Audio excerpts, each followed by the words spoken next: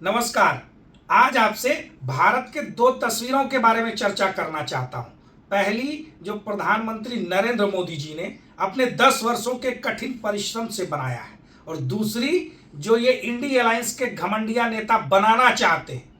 मोदी सरकार के 10 वर्षों में ईज ऑफ डूइंग बिजनेस से लेकर ईज ऑफ लिविंग में सरलता, सहजता और आसानी हुई है। 100 लाख करोड़ का इंफ्रास्ट्रक्चर निवेश जमीन पर उतरा है। हाईवे, रेलवे, एयरपोर्ट, पोर्ट में कई गुना विस्तार हुआ है।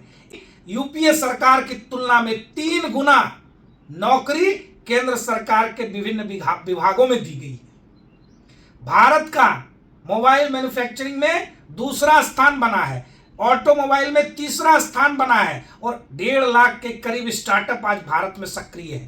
भारत विश्व की 5वीं सबसे बड़ी अर्थव्यवस्था बन गया है। भारत का शेयर मार्केट लिस्टेड कंपनियों के मार्केट कैप को 5 ट्रिलियन के पार ले गया है, और भारत में अब तक का रिकॉर्ड विदेशी मुद्रा भंडार और विदेशी निवेश हुआ है। पर्यटन कई गुना बढ़ गया। लेकिन मोदी जी ने विकास के इन कार्यों के साथ साथ गरीबों के ईज ऑफ लिविंग को भी ध्यान में रखा है।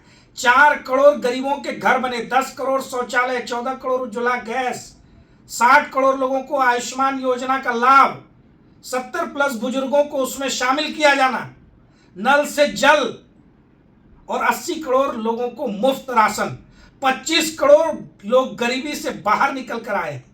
ये इन 10 वर्षों में नरेंद्र मोदी जी के नेतृत्व में एक विकसित भारत, एक मजबूत भारत, एक सशक्त, समृद्ध, संपन्न और शक्तिशाली भारत की नींव रखी गई है, जो 2047 तक विकसित भारत के संकल्प को पूरा करने वाली तस्वीर है। दूसरी तस्वीर, ये इंडियन अलायंस के नेताओं के तमाम चुनावी भाषण, उनके इंटरव्यू और उनके घोषणा पत्र को देख लीजिए। उनके गठबंधन में शामिल एक दल धारा 370 को पुनः बहाल करना चाहता है, सीए कानून को हटाना चाहता है, भारत में परमाणु हथियारों को खत्म करना चाहता है। उसमें शामिल एक सबसे बड़ा दल और उसके नेता भारत की संपत्ति का एक्सरे करना चाहता है, पुनः वितरण करना चाहता है, आरक्षण को मुस्लिमों को देना चाहता है। एक नेता खुलकर कहता है कि मुस्लिमों को पूरा का पूरा आरक्षण मिलना चाहिए।